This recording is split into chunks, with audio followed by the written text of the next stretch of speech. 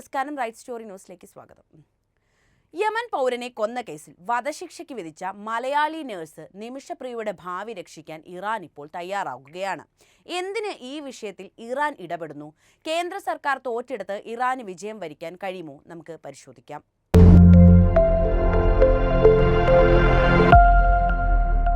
യമനിൽ വധശിക്ഷയ്ക്ക് വിധിക്കപ്പെട്ട മലയാളി നഴ്സ് നിമിഷപ്രിയയുടെ മോചനത്തിൽ ചെറിയ പ്രതീക്ഷകൾ ഉണ്ടെന്ന റിപ്പോർട്ടുകൾ പുറത്തു വന്നിട്ടുണ്ട്. ഇറാൻ ഉദ്യോഗസ്ഥർ കൊല്ലപ്പെട്ട യമൻ പൗരൻ തലാൽ അബ്ദു മെഹ്ദിയുടെ കുടുംബവുമായി ചർച്ച നടത്താൻ ശ്രമിക്കുന്നുണ്ടെന്നാണ് പുറത്തുവരുന്ന വിവരങ്ങൾ.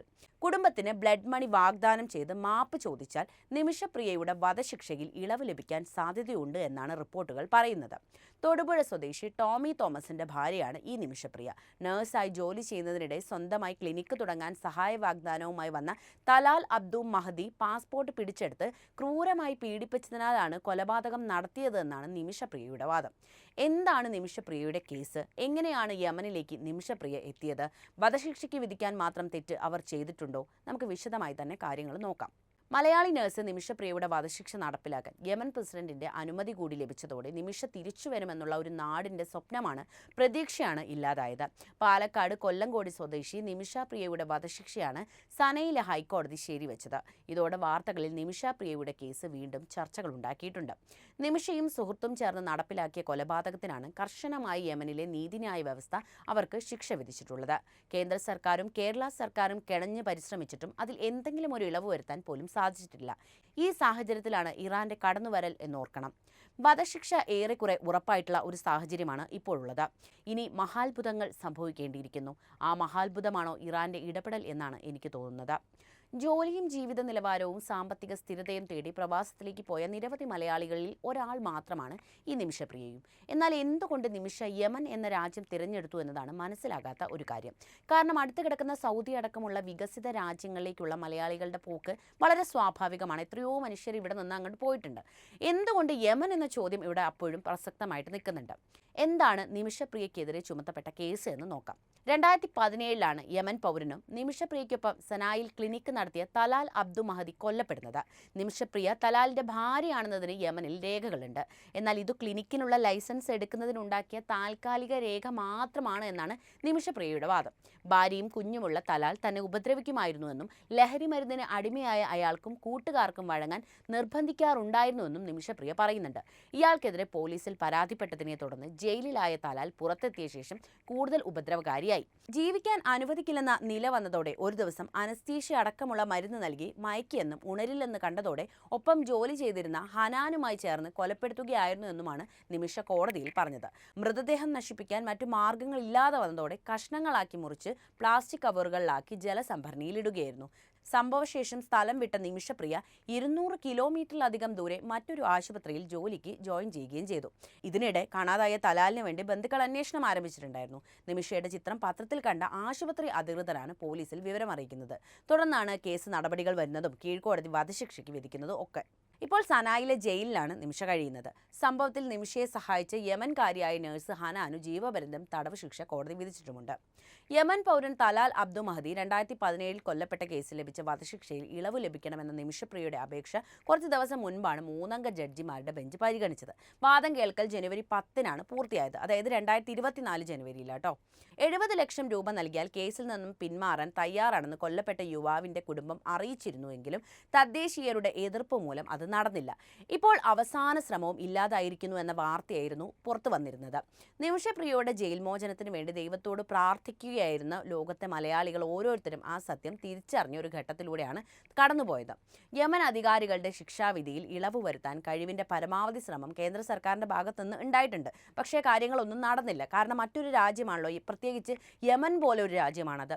വധശിക്ഷ ഒഴിവാക്കപ്പെടുമെന്നും നിമിഷപ്രിയ മോചിതയാകുമെന്നുമാണ് എല്ലാവരും ഉറച്ചു വിശ്വസിച്ചിരുന്നത് ഒരു പരിധിവരെ. ഗൾഫ് രാജ്യങ്ങളിലെ ശിക്ഷാവിധികളെക്കുറിച്ച് പറയുമ്പോഴൊക്കെ തന്നെ വ്യാകുലപ്പെട്ടവരാണ് നമ്മൾ മലയാളികൾ. എന്നാൽ അതേ റീജിയണിൽപ്പെട്ട യമനിലെ ശിക്ഷാവിധികൾ കേൾക്കുമ്പോൾ തന്നെ നമുക്ക് ചിലപ്പോൾ ബോധക്ഷയം സംഭവിക്കുക. കാരണം അത്രയും ക്രൂരമായിട്ടുള്ള ശിക്ഷാവിധികൾ നടപ്പിലാക്കുന്ന ഒരു രാജ്യം തന്നെയാണ് യമൻ. കാരണം മാനുഷികമായി യാതൊരു പരിഗണനയും നൽകാതെ ശിക്ഷാവിധി നടപ്പിലാക്കുന്നതിൽ കുപ്രസിദ്ധി ആർജിച്ചവരാണ് ഇവിടെയുള്ള ഭരണകൂടം. യമനിലെ ശിക്ഷാരീതിയെക്കുറിച്ചാണ് ഇനി ഞാൻ പറയുന്നത്. ലോകത്ത് കൂടുതൽ വധശിക്ഷ നടപ്പിലാക്കുന്ന രാജ്യം എന്ന കുപ്രസിദ്ധിക്ക് ഉടമയാണ് യമൻ. വധശിക്ഷ ഇവിടെ നിയമപരമാണ്. പൊതുസ്ഥലങ്ങളിൽ ഉൾപ്പെടെ വധശിക്ഷ നടപ്പിലാക്കാറുണ്ട്. കൊടും ക്രൂരമായ കല്ലെറിഞ്ഞ് കൊല്ലൽ പോലുള്ള വധശിക്ഷ നടപ്പിലാക്കാനും യമനിൽ നിയമം അനുവദിക്കുന്നുണ്ട്. എന്നാൽ അത്തരത്തിലൊരു ശിക്ഷ അടുത്ത കാലത്തെങ്ങും ഇവിടെ നടന്നതായിട്ട് റിപ്പോർട്ടുകളില്ല. ഗൾഫ് രാജ്യങ്ങൾ ഉൾപ്പെടെയുള്ള ചിലയിടങ്ങളിൽ തലവെട്ടിയും ശിക്ഷ നടപ്പിലാക്കാറുണ്ട്. ഇപ്പോൾ യമനിൽ നിലനിൽക്കുന്ന വധശിക്ഷാ രീതി വെടിവെച്ച് കൊല്ലുക എന്നതാണ്. ഇതിനായി പ്രത്യേക സ്ഥലങ്ങൾ തന്നെ ഇവിടെയുണ്ട്. അവിടെ വെച്ച് മാത്രമേ ശിക്ഷ നടപ്പിലാക്കൂ. അപൂർവമായാണ് പൊതുസ്ഥലത്ത് വെച്ച് ശിക്ഷ നടപ്പിലാക്കാറുള്ളത്. വധശിക്ഷ നടപ്പിലാക്കുന്ന സ്ഥലത്തേക്ക് കണ്ണുകൾ മൂടിക്കെട്ടി പ്രതിയെ എത്തിക്കും. അവിടെ തറയിൽ ഒരു പുതപ്പോ അല്ലെങ്കിൽ കാർപ്പറ്റോ വിരിച്ചിട്ടുണ്ടാകും. പ്രതിയുടെ കൈവിലങ്ങുകൾ അഴിച്ചു മാറ്റിയ ശേഷം മുഖം കീഴേക്കാക്കി കമഴ്ന്നു കിടക്കാൻ ആവശ്യപ്പെടുന്നു. പ്രതി ആ നിർദ്ദേശം അനുസരിച്ച് അല്പം കഴിയുന്നതോടെ തന്നെ ആരാച്ചാർ ശിക്ഷ നടപ്പിലാക്കും. പ്രതിയുടെ മുതുകിൽ ഹൃദയത്തിന്റെ ഭാഗത്തേക്കാണ് വെടിയുണ്ട ചെന്ന് പതിക്കുക. ഓട്ടോമാറ്റിക് റൈഫിളുകൾ കൊണ്ട് ഒന്നിലധികം തവണ വെടിവെക്കുന്നതാണ് ഇവിടുത്തെ രീതി. വെടിയുണ്ടകളേറ്റ് ഹൃദയവും സുഷുമ്നയും ശ്വാസകോശവും തകർന്ന് ലവലേശം വേദന പോലും അറിയാതെ പ്രതി ഈ ലോകത്തോട് വിട പറഞ്ഞിട്ടുണ്ടാകും. പ്രതിയുടെ ഹൃദയം ഏതു ഭാഗത്താണെന്ന് ആരാച്ചാർക്ക് ഡോക്ടറാണ് കൃത്യമായി പറഞ്ഞു കൊടുക്കുന്നത്. ഹൃദയമാണ് ആരാച്ചാരുടെ പ്രധാന ലക്ഷ്യം. അണുവിട തെറ്റാതെ അവിടെ തന്നെയായിരിക്കും ആരാച്ചാർ വെടിവെക്കുക. മരണം ഉറപ്പാക്കിയ ശേഷം ശരീരം സംസ്കാരത്തിനായി വിട്ടു നൽകും.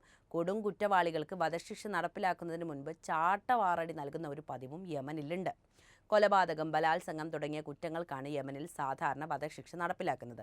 ഇതിനൊപ്പം വ്യഭിചാരം, മതനിന്ദ, മയക്കുമരുന്ന് കടത്തൽ, കൊള്ള, മരണത്തിലേക്ക് നയിക്കുന്ന സ്വത്ത് നശിപ്പിക്കൽ, രാജ്യദ്രോഹം, കള്ളസാക്ഷി പറയൽ എന്നിവയ്ക്കും വധശിക്ഷ നൽകാറുണ്ട്.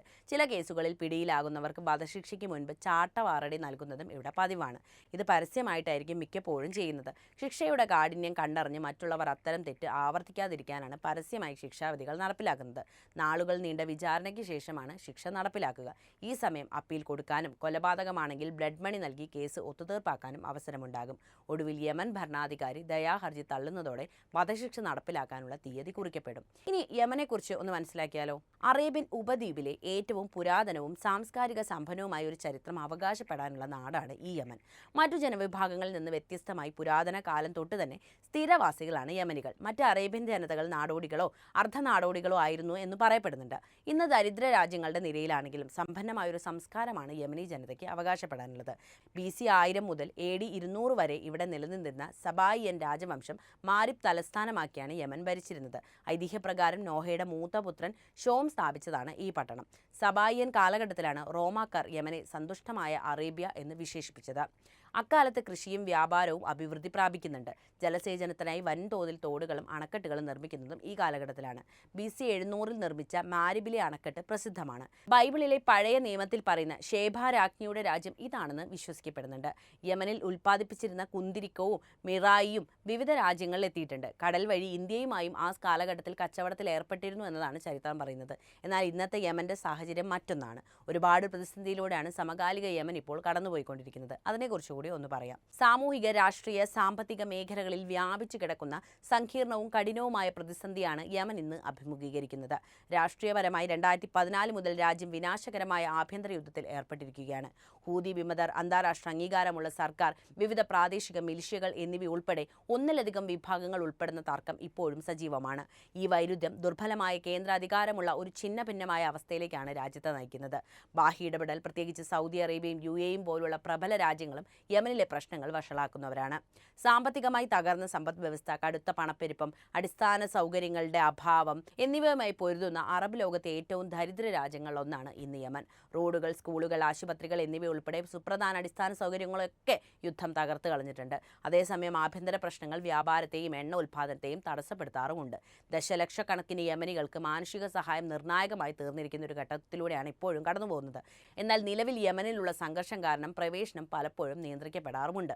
ഇപ്പോഴും ആ ചോദ്യം ഇവിടെ നിലനിൽക്കുകയാണ്. ഇത്തരമൊരു സാഹചര്യം നിലനിൽക്കുന്ന യമനിലേക്ക് എന്തിന് നിമിഷപ്രിയയെ പോലുള്ള മലയാളികൾ കടന്നു ചെല്ലുന്നു എന്ന പ്രസക്തമായ ഒരു ചോദ്യം.